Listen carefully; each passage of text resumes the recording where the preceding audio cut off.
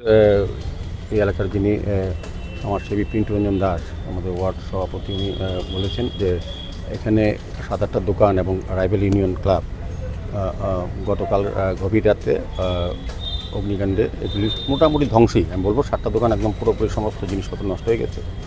তো আজকে খবর শোনার পর আমি একটা প্রোগ্রামে ছিলাম, তো আমার মনে হলো এটা পরিদর্শন করি এবং তাদের সাহায্য করার কোনো সরকারিভাবে যায় কি না সেবারে খোঁজখবর নেই।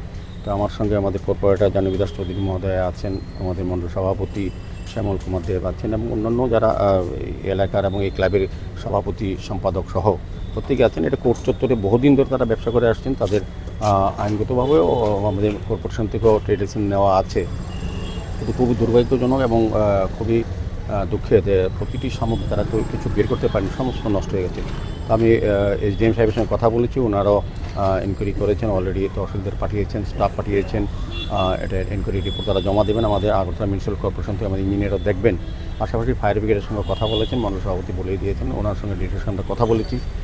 যত সম্ভব রিপোর্ট প্রদান করবেন এবং আগামী 2 দিনের মধ্যে সরকারি ব্যবস্থাপনায় যতটা সাহায্য করা যায় তা করবেন। কারণ আমাদের রাজ্যের মাননীয় মুখ্যমন্ত্রীর নেতৃত্বে সরকার মানবিক দৃষ্টিভঙ্গি সব কাজ করে। কাজে এই অসহায় গরিব যারা দুস্থ ব্যবসায়ীরা এখানে ব্যবসা করতেন তাদের যাতে কিছুটা আর্থিকভাবে সহযোগিতা করা যায় সরকারি পর্যায়ে, এদিকে লক্ষ্য রাখা হবে। আনুমানিক ক্ষতির পরিমাণ কত? এটা এখনও পরিমাপ করা গেছে না।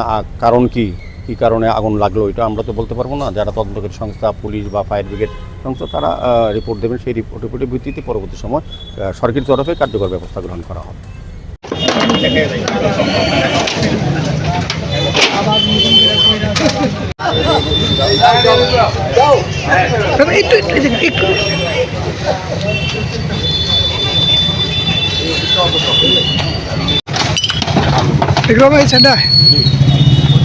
আগে ডাক্তার লাগা দেখতে পাবে, কিন্তু আবার বাড়ির চেষ্টা করে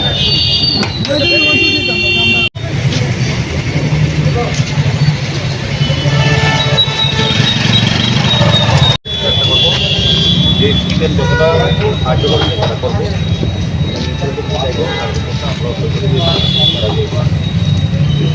আমরা গঠন করে টোটাল